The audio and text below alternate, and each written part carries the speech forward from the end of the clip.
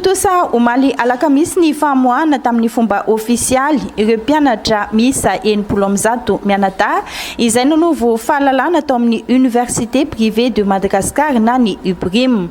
Karazany telo ireo mari-pahaizana nozarainy ka tao ny andiany vonina nahazo ny mari-pahaizana DTS na Bac plus 2 izay miisa 13 nianatra nandritra ny roa taona. Ny andiany kanto nahazo ny mari-pahaizana licence na ny Bac plus 3 miisa 12 ary nianatra nandritra ny 3 taona. Andiany sa mari-pahaizana master on Bac plus 4 nianatra tao anatiny 4 taona. Ho an'ireo solon-tenam-panjakana izay nanotrona ireo tanora ireo dia nanamafy fa mbola tsy tanjona izao tratra izao fa ny dingana fotsiny ihany. Na izany aiza nefa dia efa ampitarafana sahady ny hoavin'ny reto tanora ireto ny fahazahoana ity mari-pahaizana na diplôme ity. Anisan'ny mampiavaka ny UPRIM dia ny ahafahan'ireo mpianatra manohy fianarana amin'ny alalan'ny bourse d'études iarahana amin'ny UPRIM sy ny école francophonie ary ny gouvernementat sinoa. Ireto mpianatra izay nivoaka ny alakamisy teo ireto dia efa misy tafiditra sahady amin'izany bourse d'études izany na ny fahafahana mianatra any ivelany. Tsy mitsahatra manatsara ny kalitao-pampianarana ny UPRIM eo amin'ny fivoarana sy ny teknôlôjia. Misy moa ny fizarana fanomezana ho an'ireo mpianatra mendrika isaky ny taranja izay hita tao amin'ity UPRIM ity na ny Université privée de Madagascar. Hoarahantsika ny fanazavana izay ataon'ny tale général ny UPRIM Ramatoa Randrianarso Ratovo Arisson Iaingo Nadia. Androany zany dia mpianatra miisa 70 mianadahy no navoakan'ny Université privée de Madagascar. Promotion vonina nahazo ny mari-pahaizana DTS na Bac plus 2, promotion kanto nahazo ny mari-pahaizana licence Bac plus 3 ary ny promotion saky nahazo ny mari-pahaizana master 1 na Bac plus 4.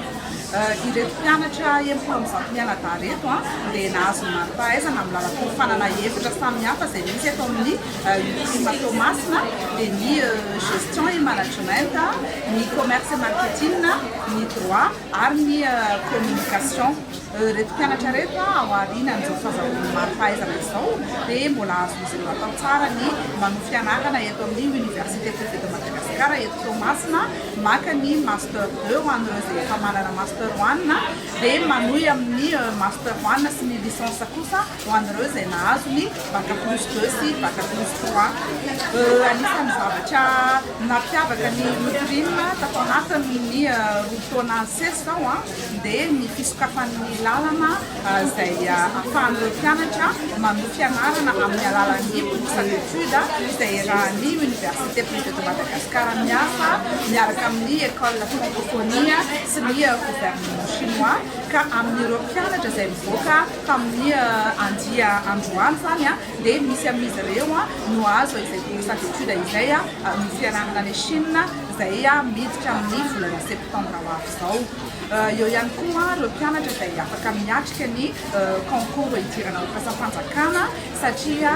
marihana fa ara-dalàna ara-panjakana ny mari-pahaizana izay avoakan'ny UPRIM ka azon'izy ireo atao tsara ny miatrika ny concours isan-karazana idirana ho mpasampanjakana ambony. Ankoatran'izay ihany koa dia efa miezaka izahay manatsara hatrany foana ny fampianarana sy manavao hatrany ny matière tokony mampianarana eto amin'ny Université privée de Madagascar mba hifanaraka amin'ny vanim-potoana ankehitriny ka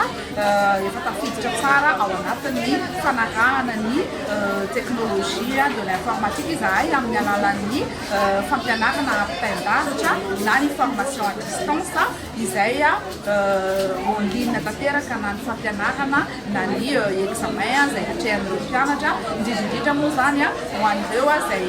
olona mbola maniriny amin'ny fianarana eto amin'ny UPRIM kanefa efa tsy manam-potoana intsony andehanana makany am-pianarana dia tena mety tsara ny formation en ligne izay vao ny développen'ny UPRIM tsy ela koa izay. mahakasika ny fisoratana anarana dia ho antsika moa zany izay hisafidy ny formation présentielle dia maromaro ny karazana rentrée ao arakaraky ny niveauan'ny mpianatra hoe hiditra firy année satria misy première année hatramin'ny cinquième année atao amin'ny prime dia afaka manantona ny prime Thomas Leny Avazankelytsika mamantatra an'izay rentrée manaraka izay fa ho an'ny formation en ligne kosa en ligne zay dia mbola misokatra foana ny fisoratana anarana ary vao tsy miditra vao tsy ela akory izay ka mbola azotsika atao tsara ny manaraka ity formation en ligne eto amin'ny prime Thomas ity.